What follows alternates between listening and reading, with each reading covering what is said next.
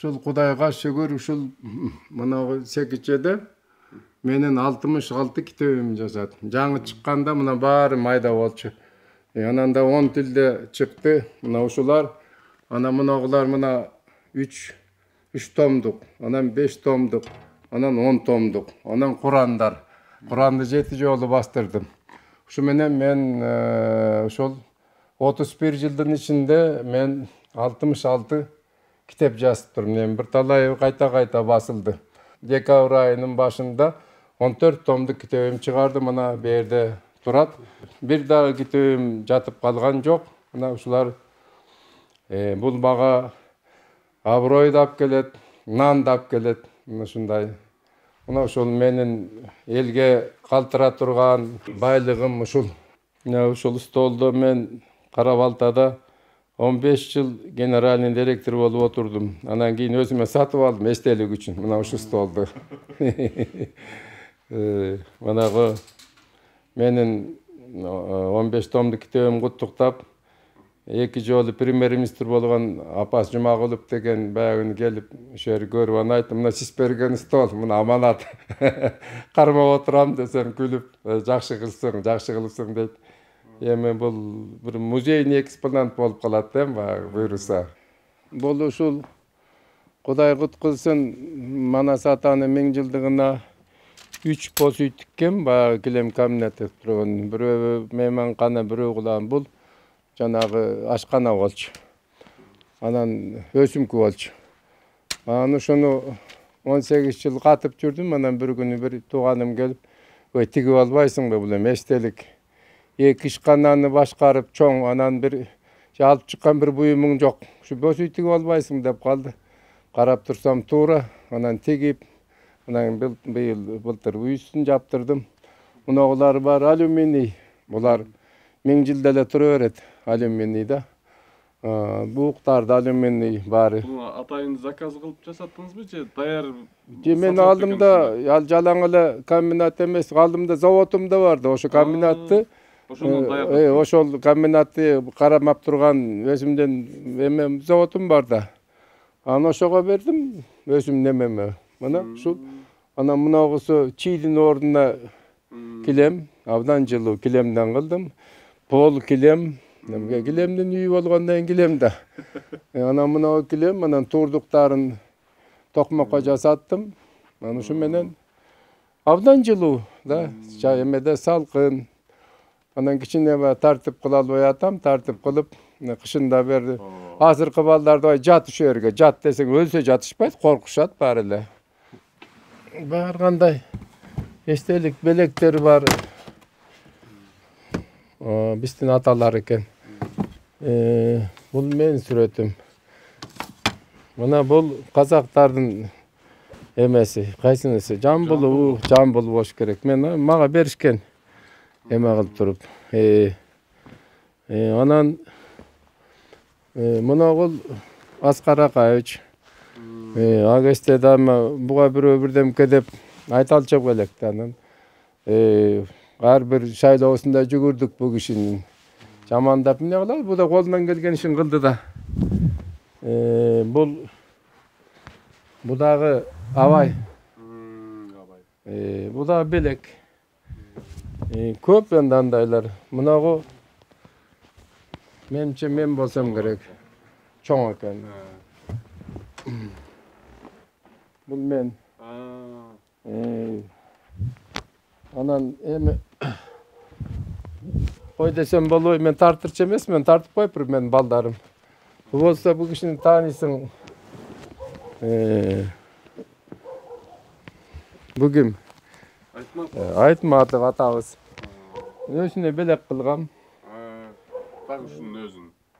Бул экөө болуп чыгат, анан жок мен чыгарсам 1000 эле чыгарып коем да. Өзүнө бергем. Ал кишиге мен 9 жыл начальник болдум да. Анан мен сизге Аспелоос чоңураак экен. Бул Токтогул.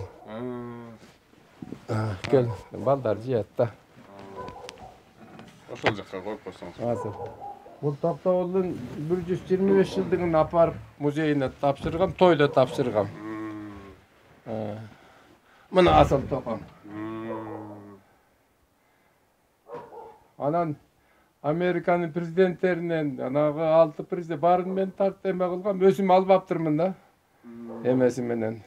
Алгандан эле коркчумун да. Бале агесте бирдем калсаң балеге калчысың да. Өзүн алып алды деген эме менен. Эми ушундай буюмдар ар кандай. Мына олардын баары ушу мага белек кылышкан. Мына 5 том турат бу жерде.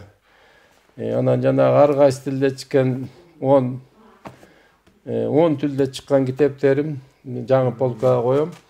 Бул жана 10 том, бул Кур'ан, мынагы жаңы 8-10 эменин жанагы 14-тин ичиндеги Кур'ан. Ичинде өкү. Жана айтпадым бетеги ким эле? Садыр Жапаровго бергим деп. Анан баарын көтөрө албайт экенсиң, анан ушуну суруп алып бердим. Рахмат айтты. Эме кылып мына эмеси менен Курандан артык эмне бар туурабы? 21-жылы чыккан Куран. Ушул баягы эмеге жараша да. Орустар потребности канчалык эме болсо, спрос жана эме болсо, сура эмете болсо мен чыгарып берем да. Көп чыксам чыкпай калса үйгө батпай калат. Мынагы китепти кылсаңар. Мына ушул китеп Buna uşul janagı 8 tomduk, to есть 14 tomduk kitap büt. Uşundan 10 ming turat mende. Tügün eşikte turat, ekinci etaşta turat. Munu men keçineden ketip atatdım. Biro erterek ketsek jakşı ele da. Nemi keterin ketip kalatdım. Biro uşuğa dagı tanış, biliş, janagı men okurmandarım. Okurmanдар алгысы келет, акчасы жок. Акчасы барлар окугусу келбейт, бекер берсең да алгысы жок да. Мына ушундай эмеден бирок эми айланайын эл деген эл экен алып кетип атат бирден экиден. Ошо эмеден бери бир 100тен ашык китеп сатып койдук. 2 айдын ичинде. Анан мен 100 мындан мен жакшы эле орточо баасын коем. Bir kitebim 500 daraqtan көп. Şu 500 сом. 14'tü 500'e koyutkende 7000 сом. Hazır Arzan eкен. Ооба, 7000 деле азыр жанагы доллар өсүп, адал акча болбой калбады. Bir косу келбейт да. Мурун bir косуну 6000 сомго алчубуз. Азыр косу 12000 сом болуп калды. Эми ушул мен ушунча жыл кыскан эмгегим ушу bir косулук болбой калды да. Ayal zat. Ayal degen asıl zat jaratılış. Al bar da dünya tügöl sanatınış. Tügönbes baktısın ayt Kuday bergen tüm boyu ay kucaktap taڭatırış. Ottoy ısık bala zat jaң açılış. Oңой emez baladan sanatınış.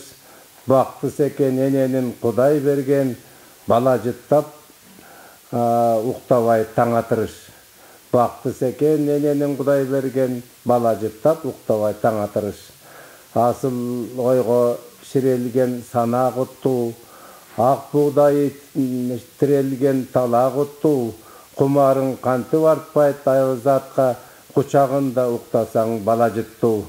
Кумарың кантып артпайт айыл затка, кучагында уктасаң бала жытту. Ушундай укмуш белем жаратылыш, уктап да, уктабай да таң Аялды аял кылып жүрө албасак, албиштин айыкпаган жаратыбыз. Аялды аял кылып жүрө албасак, албиштин айыкпаган жаратыбыз. Мына тажик тилинде, фарс тилинде карабайсыңбы? Ушулар мен баягы жөн эле чачып эме кылып койгом, полкага апарам да. Мына ушул Мына казак тилинде, бул Азербайжан тилинде, бул Иран тилинде, бул түрк тилинде, мына орус тилинде үчөө. Ошону жанагы Козловский деген Расул Гамзаттын переводчиги бар. Экөөбүздүн переводчигибиз бир. Ошол которгондо 3 китепти. Мына ушул 20 жыл болуп калды эмеси менен. Мына ушулар мына өзбек тилинде турат. Мынагы эме ушул бир 10 тилде да. Эгер эсир кылабай турганда, о бизде көбөйтпөк, бир 40ка жеткирип. Себеби бүт тааныштарым бар эле эсир боюнча. Катташпай калдык. Ушу менен мынагы кызыл неме, мынагы бияк аппак, мындай теп-тегерек неме. Анан ошо Акаевди ооба, Акаевди хан көтөргөндө ушунун үстүнөн туруп, калпакты Түгөлбай Сыдыкбеков ушунун үстүнөн эме кылганда, ушунун үстүндө туруп анан хандыкты алган. Мынагы эмени кыса нар жагы кызыл. Аны бир жакшы досум алып келип берди. Белек печек көп. Таласка барсам абдан боевой жаа кылды. Баягы немерден бир тойду. Кадимки эле кылыч, белек кылыч, кадимки кылыч чаба турган. Эмне десем, шайтандын башын чаап турасыз дейт. Көп белектерим бар эле, ар кимге таркатып коюптурмун. Билбептирмин мен өзүм баягы папырап, сапырап жүргөн киши. Ал сен ал деп коюп.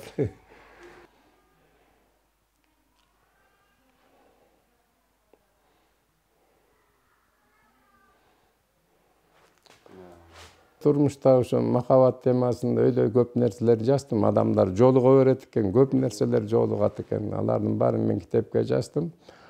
Анан ошол мисалы мен ошол махабатка ушундай ууланып, же болбосо эме болбосом, мен анда махабат ырларын жаза албайт болчумун да. Ушун эки башыман өттү да. Анан ошол жанагы Лайли Мажнунду Саади жазды да 800 жыл мурун. Мен аны котордум. Ошондо түшүндүм да, что махабат менекен эмеси менен да. Бул эми Куранда Аллада ушундай, биз динчилдер кой аны айтпа тигиби деп келет. Бирок Куранда хадистерде айтканда 2 жаш бул эми Кудайдын берген бир эмеси да, бир жакшылыгы да. Экөө бири-бирин сөзсүз сүйөт да. Бул эми Алла Таала ушундай кылып койгон да. Бирок канча болсо да бири-бирин ушунчалык сыйласын, сүйсүн, бирок Кудайдан ашык сүйбөсүн деген жери бар да. Анан биз Кудайды унутуп коюп ошо кызды сүйүп же кыз эркек ушундай болуп жатпайбы? Ошондон жана үйлөнбөй калып атканда да ошондон да Кудай Таалага жакпай калат да, ошол Кудайды унутуп коюп анан кызды ээрчип, кыздын денесин эңсеп калат да. Ошондуктан көбү сүйгөндүн бардыгы үйлөнбөйт, 90% үйлөнүшпөйт. Мына ошо бүт эле ошо Лайли Мажнун жанагы же болбосо жанагы берки толуп атпайбы, сен ол бизде толтура, Олжобай менен Кишимжан казактарды өсүнчү, арабтарды өсүнчү бүт бардык жерде булар бири-бирине сүйүшкөн, бирок жеткен эмес да. Мында жетпей калган. Ошолордун бири мен да болдум да. Ушундай да, ошондуктан бул менин чу дегенде эле ушул мына эмени жаздым.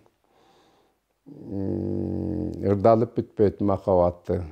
Анан ыймандан дилим тазарат, ырлардан көңүл жашарат, ыр менен жашап түбөлүк, ырдалып бүтпөйт махабат. Анан арзуудан көңүл жашарат, арзуудан көңүл назалат. Армандуу дүйнө кимде жок, айтылып бүтпөйт махабат. Бул эч качан бүтпөйт, айтылып да бүтпөйт, ырдалып да бүтпөйт. Бул Кудай Тааланын пендесине берген эмес. Бирок ошону кандай гана болбосун Кудайдан артык сүйбөш керек деп. Бизди Кудай өзү жаратты, биз обязанбыз сүйгөнгө. Өзү жаратты, адам кылып чыгарды. Анан ошол биз ошону аша чаап кетебиз да. Ошондуктан көбүнүн башы кошулбай калган ошондон болуп атат да, көбү. Кесир болуп кетип атат да. Против Аллаха. Ушундай нерселер бар. Кагалайын жаштар өзү кечирсин, мендей абышканы. Бирок баштан өткөндү айтып берген мен милдеттүүмүн, акын катары. Анан ошол онду бүтүп Ташкентке кеттим. Анан ошол айылда деле бир ушундай бир жакшы кыздар бар экен. Анан алар менен да бир 2 жыл мындай кат жазышып, Агасте өйдө төмөн бейбаштык жок эмес беле. Анан жасып жүрүп, анан бир күнү аны ала качып кетти таластан. Анан ал немесин ыргытып деле кете бере турган кыз эле да, андан менден үмүтү болбой калды да. Себеби мен ата-энем ошол оор жылдарда бир киши менен аябай бир оор Токтогулга Кетментөөгө барып, анан туз артып келатып, анан көчкү тусупуз аттары менен алып кетип калат экен да экөөүн. Анын менин атамды да, чоң атамды да кулакка тартып, анан жана казан эле калган экен. Анын бир атасы да 3000 кою менен анан Сибирге айдап, Дальний Вост бир жака айдап, анан алар да жетим калган экен да. Анан ошо, кстати, менин атам менен ошо киши мындай солидарный, мындай эме болуп калыптыр да, экөө тең баягы кулактын балдары болуп, бири-бирине кичине жакын болушуп, запкы жегендер болуп калыптыр да ошондой. Анан жанагыдай болуп, экөө өлбөй калып, аттарын алып кетип, анан өлбөй бирин-бири жетелеп, мен китепте жазгам ушунун баарын. Абдан ошо өлүп эле кала турган эптеп тирүү калып, анан айылга келип, анан айылга эки айылга бөлүнүп кетиш керек да. Анан ошондо ошол тиги менин атам айтыптыр, эми бөлүнбөй жүрөлүк, Кудай бир өлүмдөн калдык, арбак Кудай сактасын, эми сен жанагы сары балаңа, мен 5 жашар экем, ошондо мен кызымды берейин дептир да. Анан кызы али төрөлө элек. Мен кыз аялым кыстырыйт, ошону келин кылып алганда экөө ошо жерден баталашып. Анан кетип, анан кийин Кудай сөөк болуп, кыз төрөлдү кийин эме кылып. Анан ошону жанагы кыз билчи да. Анан ошон үчүн ала качып жер кылгындан таштап кеткен жок да. Себеби менин эмем мага эме кыла албаган жок да. Надырбек баары бир эме кыла албайт, башы бош эмес деп койду да, ушун менен. Анан 66-жылы чоң жер титирөө болду Ташкентте да. Анан баарыбыз эле сабакты таштап, дастрошун тапшырып, ушу бүт СССР Ташкентти курдук да. Анан студенттер биринчи кезекте биз чыктык да. Бир талары тамдар Чалабыла көчүп калган, бир талары көчүп калган. Иши кылып Ташкент болду. Анан ошол эме жок, бизди каникулга жибербей эле анан эме болуп калдык. Май айында бошотту, майдан сентябрга чейин эмеде. Анан ошол жерде гректер менен иштеп калдым. Анан иштеп жүрүп, анан эрте менен эрте келип туруп малай ачытып коем, көнгөнмүн да. Анан гректер ойлоптур, гректин аялдары штукатурка. Анан бир гректер эрте менен келип өзү эркектери кылып атат деп. Мен кылып, анан ошол жерде бир күнү гректер мактанып, планыбыз толуп атат, таң атпай теги раствор эме кылып коет десе. Анан ошол жерде бир өзбек кыз отуруптур да. Анан ушулар десе, эркектер унчукпайт дейт. Анан ошол жерден айтыптыр да. Бул грек эркектер кылган жок деп. Это там Надыр киргиз делает деп. Анан ал мен эрте келип кылып койчумун, анан алыстан карап турчу. Анан ошо бойдон анан келип мени аябай макташып, кийин айлыгым көбөйтүп эме кылышты, мен ошо адамгерчилигим үчүн. Анан мен бир күнү ошо ылай кирпич алып берип атам, ылай коюп аткам кадимки эле. Анан ошол кыз, өзбек кыз жана эме кылган, мага майда чүйдө кирпичти алып берип аткан да. Анан бир жылда 700 жол титирedi Ташкентте. Анан бир убакта калчылдап эле жер титиреп кетти. Анан секирип түшөйүн десем эле түшө албай койдум да, таптакыр. Такыр түшө албай койдум жерге. Бүткө эле жер. Анан бир убакта жер эме басылды, дубалды кармап турам да. Анан жер титиреп, тез эле өтүп кетет өзү, билебиз да биз. Бир убакта карасам, жанагы кыз коркуп кетип, менин бутумду кучактап туруп калган экен да. Мен ошондон секире албай атыптырмын да, шашкандай.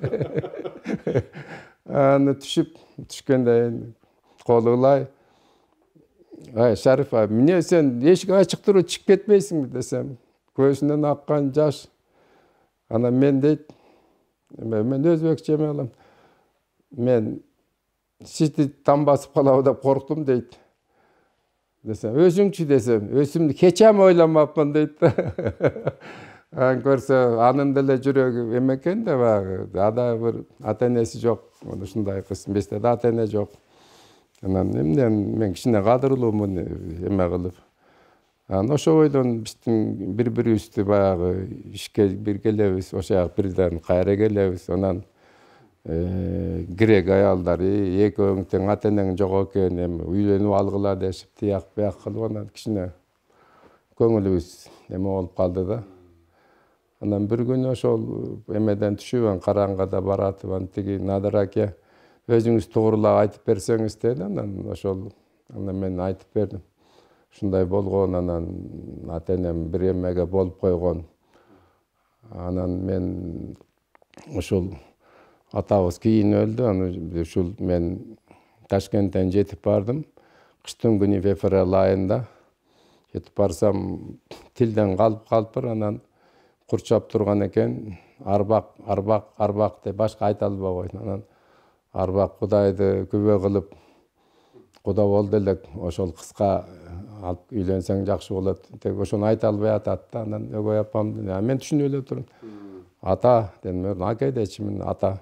Айтканыңыздын баарын аткарам, ошо аман эсен туруп кетсеңиз эле болду. Келиниңизди эртең алып келип берем дедим.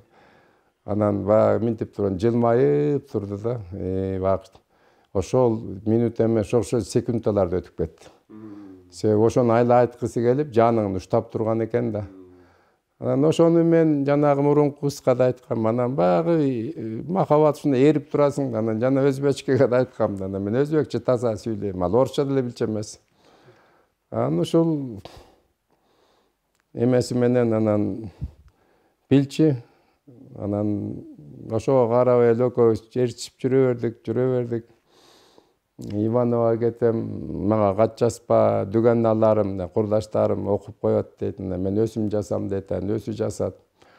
Ушундай чоң улуу адамгерчилик менен жүрдүк да, эмеси менен.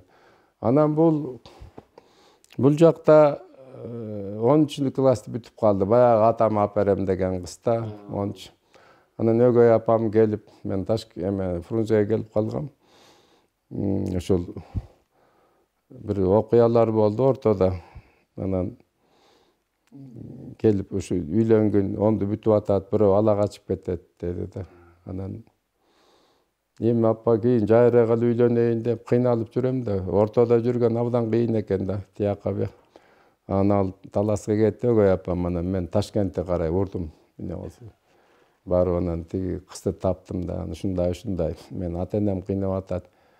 Макул болсоң мен эртең эле алып кетейин, декандан суранабыз, 10 күнгө уруксат берет сөз үйлөнгөнгө, эмне десем, анан ыйлап отуруп айтты. Сиз ал Кудайдын алдында ант бергенсиз атаңа, мен үйлөнөм деп. Анан мен барсам бактысыз болуп калам, Кудайга каршы жүрө албайм деди. Өзбектердин кичине эме да деңге. Надыр аке, кандай гана болбосун эми муну токтотолук. Анан канча күн эрте 2-3 күн жок азыр кетесиз деди. Эмне десем, сиз ушул жерде жүрсөңүз мен анда болбой калам деди. Анан ошол өзү келип эмеге салды. Автобуска салды. Анан келип эле анан канча ай билбейм, ооруп калыптыр да. Ошону көтөрө албаптыр да акыш. Эрдик кылды, мен усатты. Анан жолдон келатып, анан мен ушундай кыйналып келатам. Анан бир убакта көңүлүм ачылат, ыр жаса баштадым. Анан жеңилденип кетип. Эжем барбы, эжеме келдим. Неге Ташкентке бардыңбы деп, Стоярка болчу. Бардым, эмне дедим.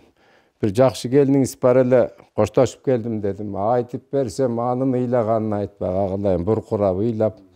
Атам мени кудалашкан жерине барып, мен бактым ачылган. Эми сенин шоруңа дагы кала эме кылан турбайбы? Анан кичине акча таап бер, үйлөн эме кылып алайын деп. Бүтүргүм келди. Мен итогун чыгарганга абдан жакшымын. Ай сайын план толтуруп, итогун чыгарып жүргөн кишимин да. Ушуну үйлөнүп эле эме кылайын, анан Ташкентке кетип калам дедим. Бүтө турган жылда. Анан кичине акча берди байкуш. Анан барып, тиги жеңесин менен сүйлөшүп, анан алар деле даяр экен, анан көрдүм. психологтуумду көрүп, ал 10 деле 17 деле экен болгону. Анан таанышып бар алып кетейин десем, айланайын. 3 күн бою грузовой машина таппай койду. Алып келгенге такси жерге кирсин. Грузовой машина тап ушундай жаман кыйналдым да, ошон кадырым жок, эме экен, ошондо билдим да алсыз экенимди. Анан бир жолдошум бир соода жакта иштечи, апасынан бир тимели шалдырап кылган бир машина берди.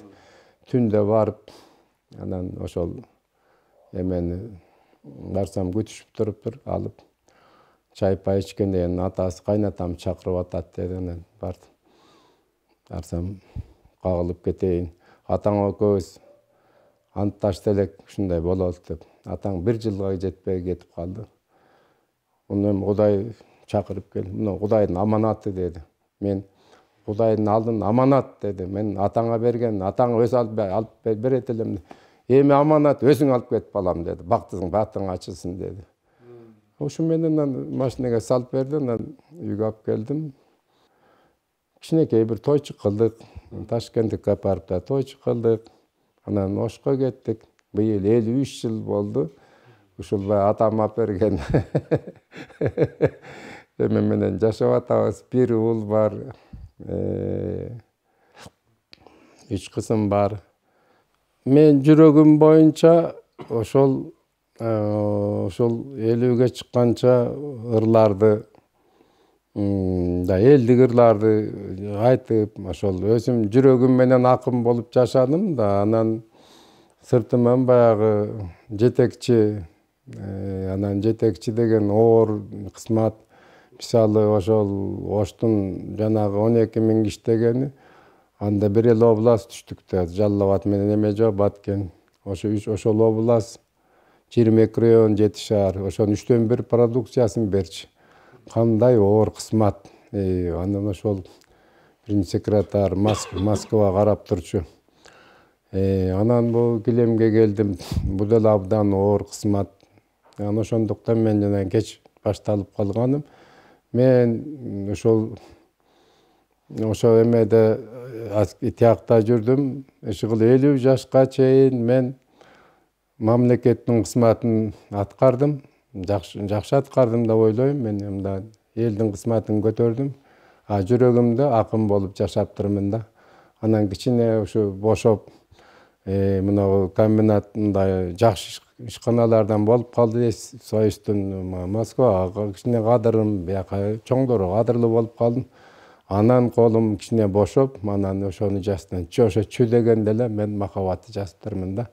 Ошол баягы эмне болсо деле ал мени эскирип келмени, махабат ичимде эскирбептир да. Мына ушуну 50ге чыгып чыга элекмин. Анан ошо менен ушуну жазып калдык эмеси менен.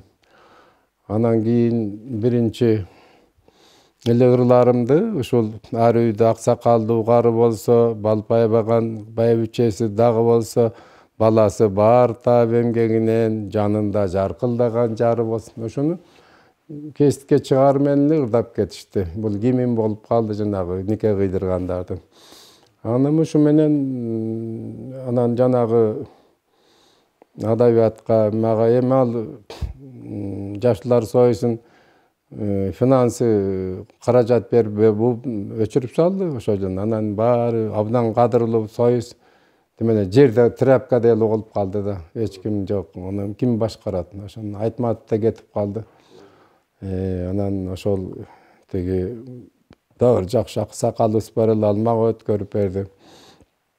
Анан ошол бойдон мен иштеп, мен материалдык жагын, ошолордун көйгөйүн, ошолордун бир өткөрө турган эмесин туш-тушка бөлүнүп кеткен экен, алардын баарын бириктирип, анан айрыкча ушу аксакал жашууларды аябай сыйлап, чакырып, жок жерден акча таап келип, ынтымагын эме кылып, мен ушундай жетекчилик кылдым да.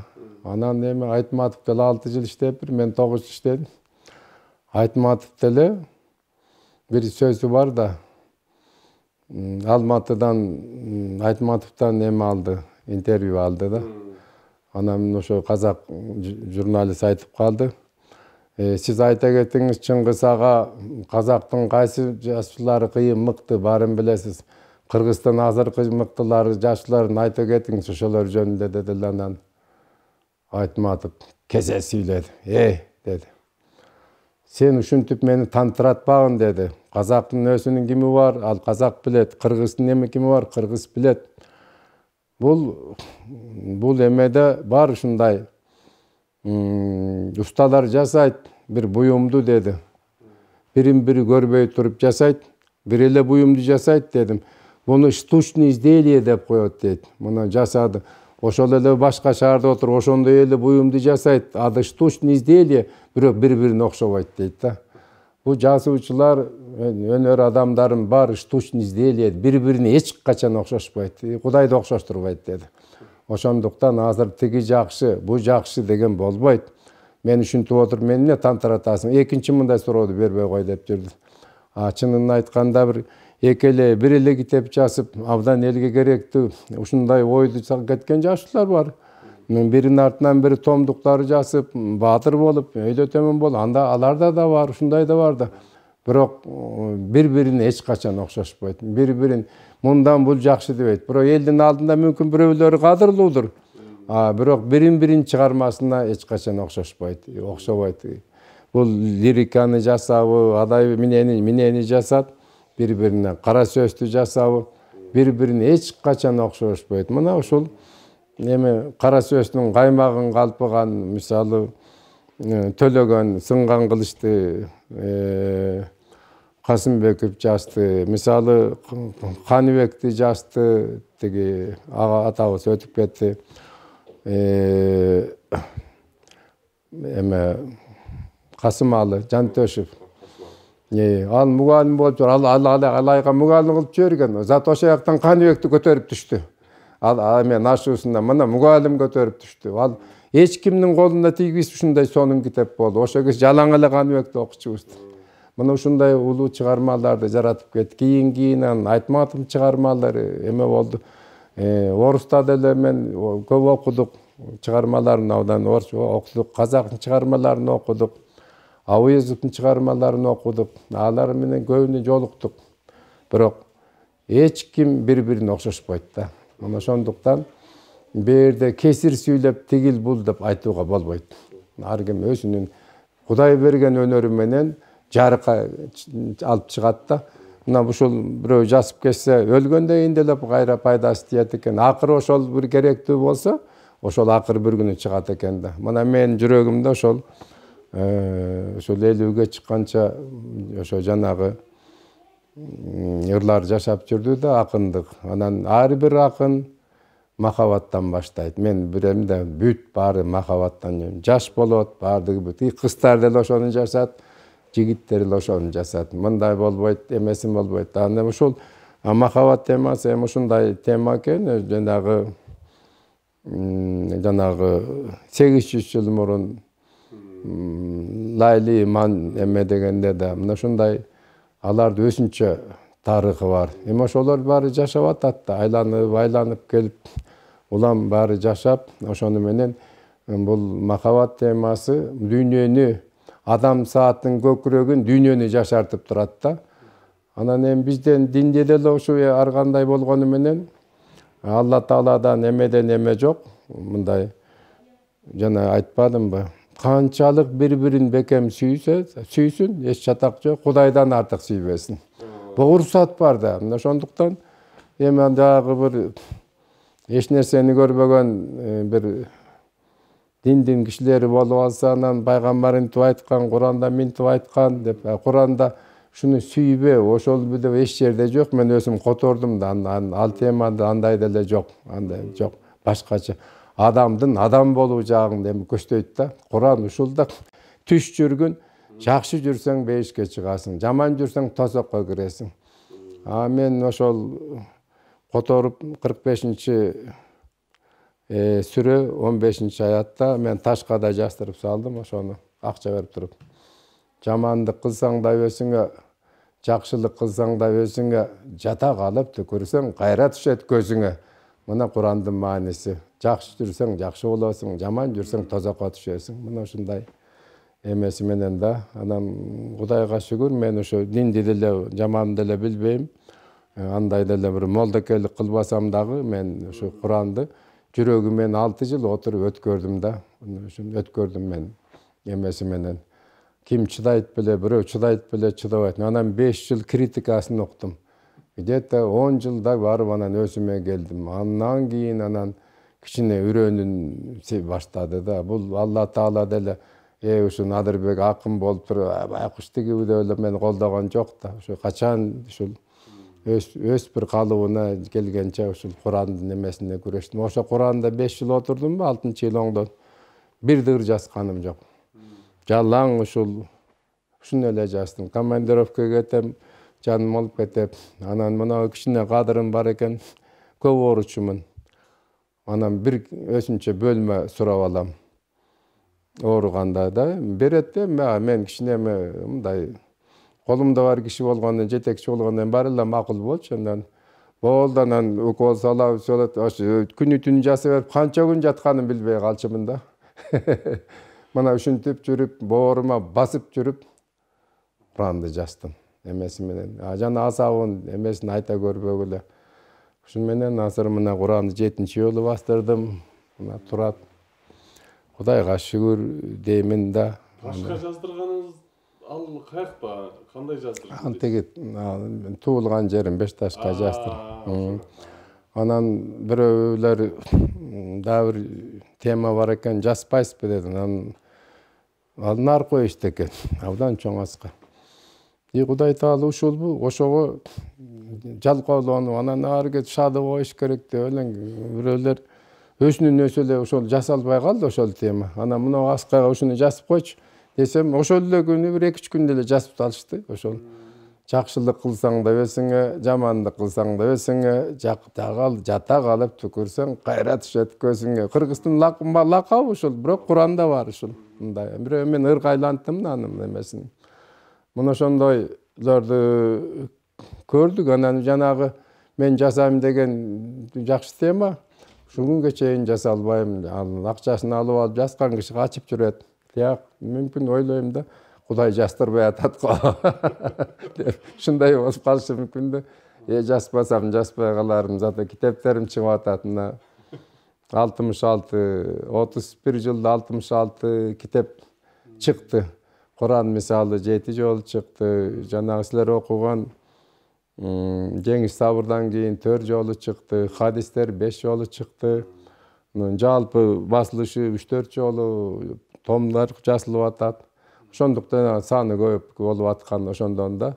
Башка тилдерде 10 жолу чыкты. Анан мен Союздагы эл аралык жашылык союзуна член пленуму болчумун, чоң эле кызматта. Анан ошо жерде абдан эстир боюнча таланттуулар келет да, таанышабыз. Мисалы Расул Гамзатовду биз кадимкидей, анын переводчугу, менин переводчугум да. Ушундай улуу кишилер менен Мустай Карим менен абдан мыкты киши экен. Баары эле сурайсыз, Айтматов каякта жүрөт? Ой, жакшы, биякта жүрөт, тиякта жүрөт. Анан Давид Кугультинов деген бар, ада герой, ада бар Лениндик сыйлыктын демелери да. Ошолор 5 Айтматов баш болуп. Ошолор менен мен жолугуп жүрдүм. Улуу адамдар менен айлык албайм Жаштар союзунан, бирок абдан улуу адамдар менен жолугуп. Турциянын мыкты жазуучулары менен, Казакстандан, ушундай, Россияга өзүбүздүкүдөн анан ойлойп, эстир кулабай турганда мен бир 40ка жакын котортуп алат элем да, себеби мүмкүнчүлүгүм бар да. Эстир кулап калдан бири-бирибизди көрбөй калдык да. Ошол эме болду да, мага абдан чоң урон болду да. Мен кичинекей алакандай Ала Тоо элинин акыны болуп калдым да. Ошондой эле ошол эстирдин убагында бүтүндөй эме кылып, баардыгы колдоп отуруп, мына чикем дүйнөгө таркап кетти. Ал эми Кудай сактасын, чикемди азыр чыкса, ушу биздин кыргыз, биздин азыркы өкмөтүбүз түртүп чыгарат беле, жок беле. Анын эч бирин эмеси деле жок. Анан окугандар ошо бүт ЦКдан баштап бул Турдаган Субай окуйт. Турдаган Субай лирик. Оны эч ким билбейт, макташпайт. А мен билем да, китептеримди алып дайым аралашып жүргөн. Мына ушундай да баары китеп окушчу, бардыгы. Эменин үй бүлөсү, Акаевдин үй бүлөсү бүтүндөй китеп окучу. Мына сурап туруп. Азыр эч ким жок. Бая жылы Аврорада жүрсөм, түн ичинде бир абдан азыр байларыбыздын бири ошо жак депутат болду, атасынан калгандай болду. Ой, наке, эмне кылып жүрөсүң? Ошо жерге кичине дем алгандан кийин китеп чыгарып атасызбы? Ооба. Канча дедим, 10 томдук чыгардым. Мага бербейсизби дедим. Ой, китеп айлансын кагылайын сенден деп. Эртең менен күйөө баламдан берип жибердим. Машинанын артына ыргытып жиберип анан кетип калды дейт. Ойм ошол. Окуду, мен окубайтка, ал эме өзүнүн көрө каты менен эме болуп калды. Ошондой кишилерге китепти бергим деле келбейт. Чынын айтканда. Анан ага темнемене болбой мен китептеримди Акаев сурат окучу, аягы жакшы жагы да бар. Берки экинчи ким эле? Президент Бакиев менен ал биз чоң кызматта жүргөндө алар майда эле кызматта болчу, саламы жакшы болчу, Надырбек деп жүрчү. Ада бир китеп жазды. Анан окубаганын билбейм. Берки карындаш деле басакалы окуй турган кебетеси жок. Анан кийин деле анан ошолордун баарына мен Алмазбекке 10 томдугума алып берсем, мага 3 китеп берип, анан кабыл албай койду. 3 китебин колтукка кысып келдим. Мен жөнү жолугайын дегем да. Ушундай китептин эмеси жок. Китепти кадырлабаган киши жазуучуну деле кадырлабайт экен деп. Мына акыбалын көрүп атасыңар. Анан тиги Жээнбековдун Шарбаке менен биз жакшы болчубуз, бир областта жолугуп турчубуз, мага келип турчу. Мындай. Анын өзү да эме болгон деме болчу. Анан абдан чоң кайыш менен 5000 сомго кайыш кылып, ичин 10 томдук салып, апарып берейин деп шайлап өтсөм, Карагулжанын бир 15 кишиси келип, сизде китеп бар экен ушундай. Ооба, бар, эмне болду? Эмне кыласыз? Өзүм апарып берем деп, шайланып атат. Эме деп. Болбой атып, ошол 10 000 сом берип, мен айтып, биягы 5000 сырты, 5000 болгонун айттым да. Десем, болбой атып алып кетип калды. Анан апарып так которо элек деле китепти апарып беришти. Анан эми аделе бир колунан келген ишти кылды да, эми опсо Курандабы эмеде мындай элдин башында турган кишилер деле жамандап болбойт да. Чын ошондой да. Анан мен кийин бул түрмөдөн чыгып эле, ооз кыйлынып эле акш мындай жолу жүрүп калды. 80% киши шайлады. Анан жанагы талаштан баштады бул эмесин. Агитациясын талаштан баштады. Анан Манас Ордодон баштады. Анан талаштык мен туугандарым Надырбек келип бата берсин деп, анан атайын киши жиберип, машина жибериптир. Анан эмне барыш керек эми эл журтка деген эми туулган жерим болгондон кийин. Анан 5 киши сүйлөмөк экен, 5 райондон. Анан баары чогулуп эле ушу Надырбек аксакал эле сүйлөсүн, баары жабырап эмне кылабыз деп, анан эме Жапаров өзү сүйлөдү, жооп. Анан мен сүйлөп бата бердим. Эң биринчи батаны мен бердим. Анан алып эми чоң 14 томду колуңа кармап деле тура албайсың. Анын ичинде Куран туруда 2 томдон турган. Анан барып бердим, мынагы деп бата бердим. Куранды өп, кабыл алды, эме кылып, тияк-бияк кылып. Анан мен анстел апарып бермекмин, эме кылдым. Президенттерге мен дайым эле берип жиберем, жеме кылам. Өзү чакырды эле, өзүнө берип, мен да кутулуп калдым. Мына ушундай эмелер болду. Анан кече күнү дагы жанында отуруп калдым. Ошо атайын уюштурганбы, мен эмеден өткөрүп, ВЦР тапшыртып, Кондучалованын эмесинде 100 жыл мурда күнү. Анан учураштым. Учурашып, анан баягы болсун, неме кылып салам айтып, учураштык. Кудай Таала күч кубат берсин деп 2 жолу айттым. Рахмат аке, болду. Эл көп, мен башка эмне кылмак элем. Анан башка эмне, мен үй бүлөм менен баарыбыз замандаштар ушул абдан оор акыбал турат. Пандемия болду, карыз абдан ачык ооз, абдан мындай ачык ооз кишилер мындай оюна келген сүйлөгөн замандаштарыбыз көбөйүп кетти. Эми буга оор, абдан оор болот. Мен тилегим ушул, мындан артык деле болбостур. Эл жардам берсе алып чыгып кетет. Аны ушинтип эле төгүп эле баягы үстүнө саарасын төгүп турса, конечно, ал кыйын да. Эми эл деген эл, биздин эл ата бабадан намыстуу эл да, аябай намыстуу эл, өтө намыстуу эл. Бизде ал тетиги канча жыл жаткан калмактарды айдап чыкты. 200 жылдан кийин мына намыс, чоң намыс да. Кокон хандыгындан да эме кылды. Анан кийин ошо орустарга түшүп калдык. Орустар өздөрү көчүп кетти. Өзүбүз калдык, тиги болдук. 10-жылы бир тополон кылып, баарын мына биздин жаштар кайра ордуна алып келип, ханды өзү шайлап алышты. Анда десек, баягы октябрь айында тим эле ушундай жанагы телефон деген укмуш экен. Бир пастын ичин нарындан деле таластан эле куюлуп келди. Мына бир пастын ичинде эме кылды. Яны эл ары эмне үчүн ошо жаштар айрыкча көп эмне үчүн жүгүрөт да. Намыс туру да, намыс. Анан ошону садырды эме кылып, шайлатып, анан эме кылып, аны ийоо кылып, анан кийин 7-8 күнөйүн таркашты. Азыр куу болуп калган жаштар дагы. Мына ойлойм, биздин ушундай жүрөк оттой жанган намыстуу бизден кийин да калат, бизге чейинки боло турган адамдарыбыз бар. Ушулар менимче жерге чапканга бербейт го, толко жакшы кол баш кармаганга керек, ишенимдүү. Анан ойлойм, келечек алдыда мына мүмкүн болбостур. Эми эл ойлону деп эле критика кылып, деп эле чыга берген мен. Аны деле жанагы жеп ичип тойбой калган бир замандаштарыбыз бар экен. Бул шайтанды ээрчип кетти, нафс чыгат, нафси алдып өткөндөн кийин шайтан кошулат да. Муну ушу көп киши байкабайт да. Аны азыр дагы эле бийликте, мейли байлык таасын, буйрусун. Эми бийликке деле карабайсыңбы? Байлыкка тегенен бийлик асылат экен да. Мына ушундай Куранда да ушундайлар бар. Буларга абдан, мындайча айтканда, абдан сак болушубуз керек, өтө сак. Эми баягы кичине, мен ал кишилердин баарын эле тааныйм, ушу жакшы болуп жүрдү, чоң болуп жүрдү, бай болуп жүрдү.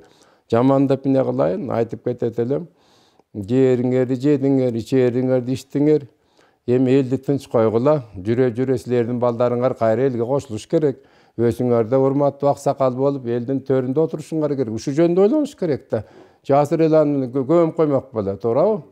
Ошондуктан эртеңинде алар ойлош керек да. Бийик салып койгон тамдар менен эле анын эмеси тарыхта калып кетпейт да, туурабы? Ал болбойт. Мисалы бир 40 эшекке жүк артып, мен өтүп кетем дайрадан деп бир азамат эшеги менен дарыяга келгенде токтоп калган экен. Ушундай эме бар. Эшектер өтпөй туруп алыптыр. Антып артта келаткан бир начар эле киши эшеги менен биртке жүгү бар экен. Чүлеси эшеги өтүп кетти. Мына ошондойлор өтүп кетет. Анан тетиги алтын артып алган эмелер деле болбойт, калып кетет.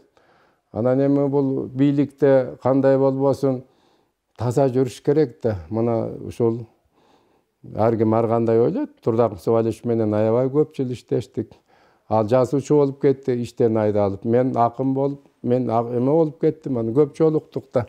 Ага чейин эле көп жолуктук. Анан ошо киши караса эмнеси бар экен, бир китепканасы эле бар экен да, башка эч нерсеси жок экен. Алса 25 жылдын ичинде ошол алып эле койбойбу? Керек бир көмүп салбайбы? Алтын салтынды алып туруп. Аларды ээрчип башкалар. Мына ошол Советтер Союзунда ким камалды? Эч ким камалган жок да. Туура, жогору жакта. Ошол биз мына 2 комбинат иштедик. Мына ошол Ош областынын 3/1 продукциясын күнүгө 300 километр мата чыгат. Ошол Оштон Ташкентке кетет. Бир суткада чыккан. Ошонун башында мен кармап отурдум, бирдем калса мага эмне жетпейби ошонун бардыгында. Мына килемди алдык. Мына килем ушул менен кызыман алып алдым. Мен ушу килемди иштеп, килем албай өттүк. Мына ошонун баары. Анан бир окуя болду. Мен китепке да жаздым. Бир күнү оштук туугандар келиптир. Жана арзан килемдер эмеси кичине эмеден тайып калган. Ошондон бир 500 миңди сураптыр. Мен тааныган кишилер да. Анан ошол менин бир илгери бирөөдү ушундай жаман акыбалга туура алганда мен суруп алгам. Народный контроль. Анан ошону жиберип, акеңе барып кел, сүйлөшөлү деп. Анан келип, анан эми аңдыган көп. Секретарыңан деле коркосуң, шопуруңан коркосуң, тигилер иштеп берип ким билет аны. Анан мен бир караңгы жерге алып келдим. Алып келип анан эмне десе, ушуну акелери жиберди деди, акалар. Анан жиберди деди. Анан жакшы. Ушунча да берем дедим. Мен ушу бир көйнөк менен барганда, ушу силердин араңарда мен адам болуп өспөдүм белем. Силер мени генеральный директор кылып анан бияк узаттыңар дедим мен. Анан эми мен силерден килем аягым берем десем, жок, аны башкасы бар деди. Анан чөнтөгүнөн мага мындай кылып биринин үстүнө бири койгон, эми жарым килога жетпейт, ушундай калтаны алып чыкты. Бул неме десем, бул тилла деди, алтын. Анан карап турдум да. Силер мага мен адам кылып өстүрдүңөр да, силер. Бул алтындан да жогору турбайбы дедим. Эмне ушундай деп. Анан аманатты билесиңби десем, билем аке. Билсең кайра алып барып бергин. А килемиң жөн эле беремин дедим. Ошол эме кылып. Ошол эми алтынды ошо бир канча автомашина болот. Ошол чын айтканда. Анан колума кармабай туруп кайра бер деп жиберди. Анан орун басарым чакырып, мен оштук туугандарым килем керек экен. 500 сураган экен, 1000ди бергиле, мен аларга карсымын. Мен эме кылган. Жөнөтүп берди. Эми ошондо менин напсим күйүп турса, шайтан неп турса, мен ал алтынды алып эле жерге көмүп койбоймбу? Мына ушу тамды алып, 3 жолу ремонт кылып, анан кылып эптеп эмеге келдик. Мен тагдырым эле таарынбайм. Мына ушул жанагы 25 жыл директор болуп турмун. Көтөрдүм, жаштарды башкардым. Анан ушу карабайсыңбы, ушинтип отуруп мени жазуучу кылып койду. Мен өмүрүм түшүндө ойлочу эмесмин жазуучу боламын деп. Мына ушу жазуучу болуп, ошонун эмеси менен, мындайча айтканда, ушу кадырым менен үй бүлөм багып атам. Китептерим өтүп атат. Мен ойлойм да, балким ушинтип эптеп колуман келгенди ушул Кудайдын алдында ушундай жүрүүгө аракет кылдым. Мүмкүн ошондодур мына. Кудайга шүгүр ишим жүрүп турду. Мамлекет мени 8 жолу орден, медаль, наамдар менен сыйлады. Мамында ошо деле жетиштүү да. 8 жолу сыйлады. Мына былтыр Манас орденин берди. Мына ушул анан кийин ушинтип эптеп жүрөбүз. Анан ойлойм ушу Кудай Таала байкуш ушул Надырбек байкуш ушунча эле деп кичине жөлөп таяп жүргөн деп ойлойм да. Мен ошондой болуш да мүмкүн да. Ушундай тагдыр суроо көп. 3 сутка суроого жооп берем. Бир заман келет экен, ушул бүт эл керек болсо баарыбыз артты кысып, чыдап, сабыр кылып туруш керек экен да. Ошондой заман келди да бизге, артты кысып. Анан Өзбекте туугандар айтат, мен алар менен 23 жыл иштештим. Ташкент, Самарканд, Анжан, Ошто иштедим. 23 жыл жүрдүм да. Анан ошолордун жакшы эмеси бар. Артты кыссаң бай болосуң дейт.